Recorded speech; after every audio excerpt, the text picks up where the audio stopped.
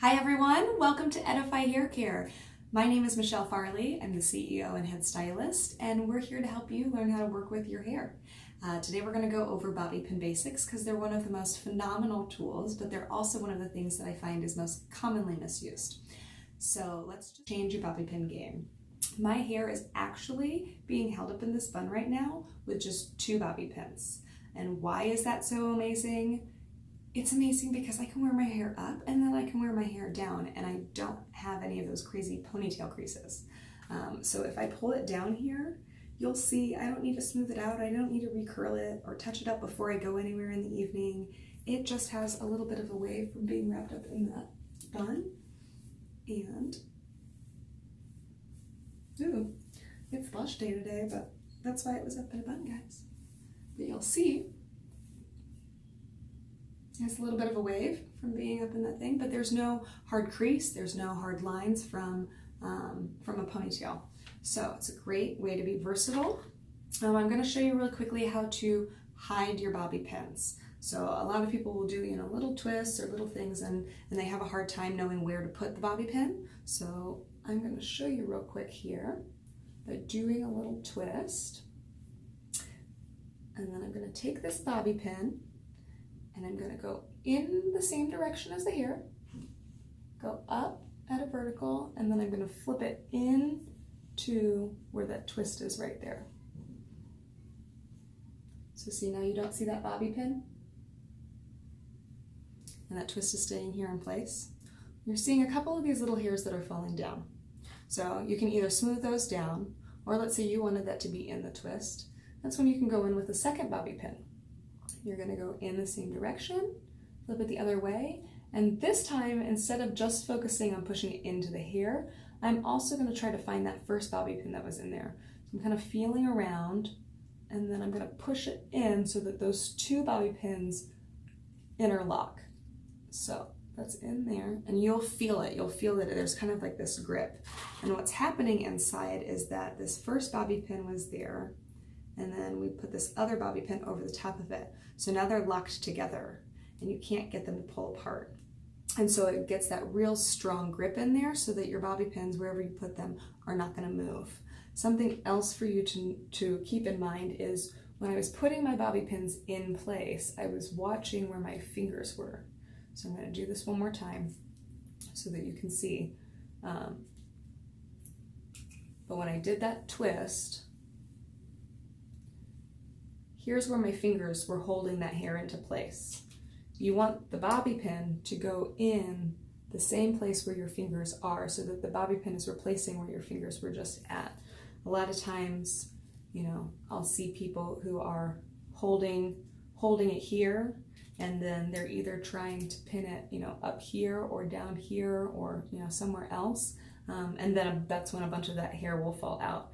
Whatever your fingers know to be holding to keep that in place, that's where that bobby pin should go. So I'm going in here, and I'm replacing where that finger just was with this bobby pin. Just slide it up inside there.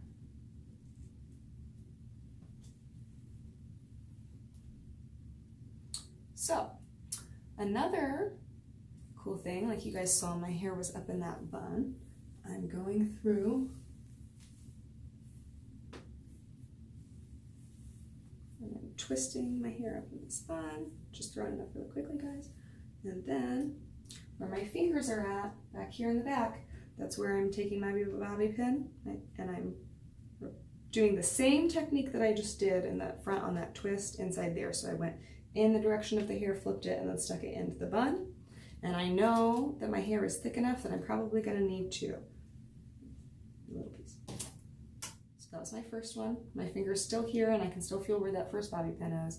And I'm just going to go in and find where that first bobby pin was at.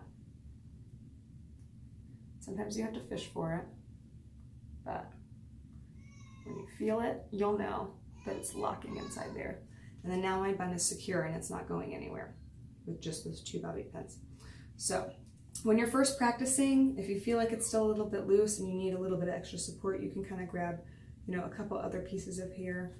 As long as you've got those 2 that are locked in there and you've got that good base, You can kind of go around. Also, if you've got like little short hairs that are coming out here and you just want to tuck them in, you can do that. But just make sure that the ones that are actually holding the structure in place are interlocked. Cool. So something that you guys didn't see me do while I was making this video was this. See, a lot of my clients do that, and admittedly so, I used to do that before they said that that was a health code violation, so I'm not allowed to do that. But I'm so glad that they took it away from me, because I've learned the importance of not stretching out your bobby pins. So when you're doing this, you're actually separating that metal, and it's leaving a little bit of a gap right here for the hair to slide through. So that's one reason why it seems like you can't get things to stay in place. And another thing is, really cheap bobby pins do that really bad. They like separate, and it's like one time you separate it, it's done.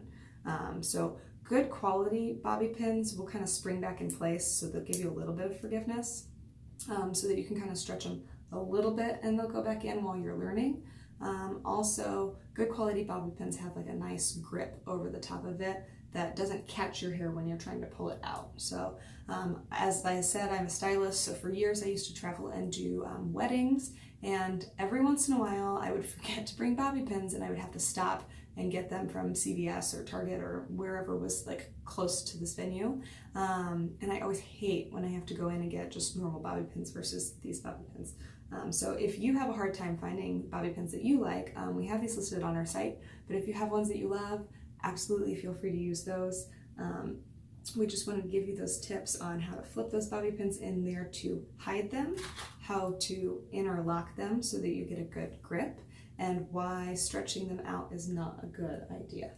So I think we covered some of the basics. If there's anything that we talked about that you would like to see elaborated on, or something that you need a little more detail on, or something, please post those in the comments. Also, we would just love to hear your feedback about other things that you struggle with that you may want to learn how to do a little bit better with your hair. So we appreciate you guys watching this video all the way through. Let us know what we can do to help you with your hair. Please subscribe to our YouTube channel. I hope to see you here again soon. Have a great day.